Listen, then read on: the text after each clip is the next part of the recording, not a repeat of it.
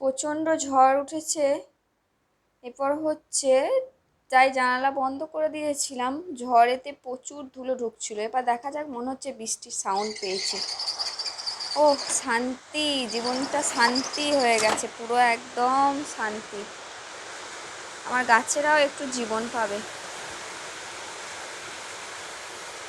গাছগুলোও যেন হাসছে, খিলখিল করে হাসছে, একটু বৃষ্টির ছোঁয়া পেয়েছে, শান্তি।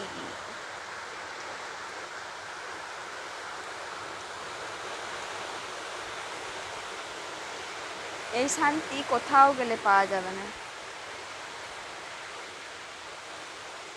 চাক একটু দিয়েছে ভগবান, মুখ তুলে একটু চেয়েছে আমাদের।